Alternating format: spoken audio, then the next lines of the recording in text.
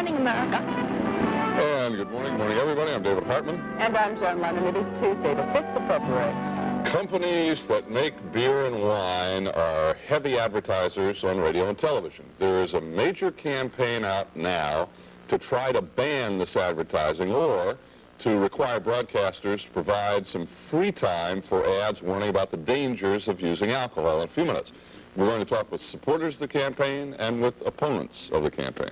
Then a little later in the hour, we will get a preview of how the Democrats will respond to President Reagan's State of the Union speech, and we will talk with Robert Culp and Darren McGavin. They're in the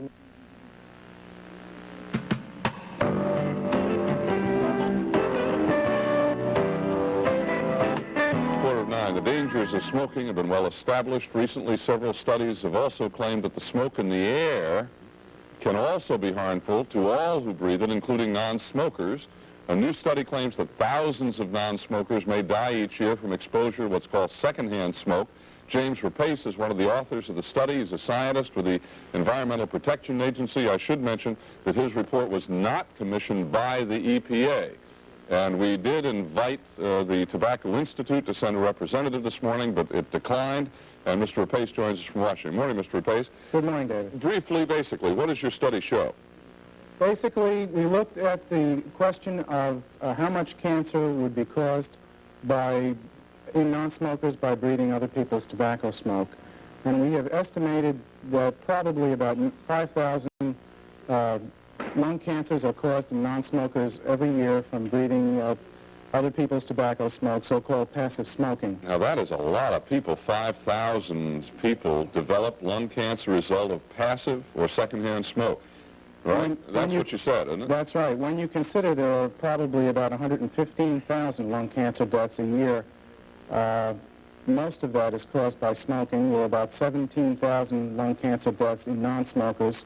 So therefore, roughly one-third of those deaths we expect would be caused by passive smoking. All right, tell us, where is the risk? Where is this going on? How great is the danger? What's it doing to us?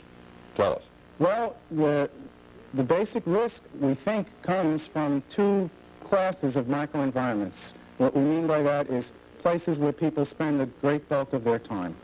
And we find that about 90% of the average American's time is spent in two microenvironments, at home and at work. And to date, almost all of the studies of passive smoking and lung cancer have looked at the risk at home. The risk in the workplace, we feel, is probably 4 times greater than the risk at home. And so those two places are the places where people are getting their big exposure from passive smoking, and those are the places where the biggest risks are. All right, so what should people do? I mean, if people were non-smokers, what do you recommend they do to get away from the danger? Well, at home, I think the problem can be handled simply by agreements between spouses that they're going to smoke in a separate room or smoke outside. Parents should not smoke in the presence of their children. They're going to increase their cancer risk as adults. The workplace is a little bit more difficult. I think there it's incumbent upon the employer to protect the non-smoking workers from exposure to this dangerous carcinogen.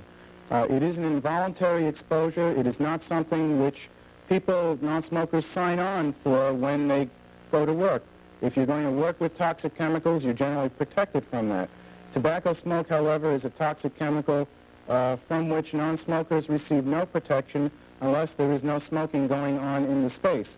We found that separation of smokers and non-smokers within a space does relatively little good in terms of controlling the levels of indoor air pollution. You've got to remove them, separate them physically. So at the moment it would appear that it's up to the individual, if he doesn't want to breathe the second or the passive smoke, to do whatever he can wherever he is to avoid it. That would seem to be your message this morning. Yes, we looked at ventilation and air cleaning, and we found that you really cannot control the cancer risk to within an acceptable level by any practical levels of ventilation or by air cleaning. Mr. Rapace, thank you for joining us this morning. Tell us about the report. Thank you. And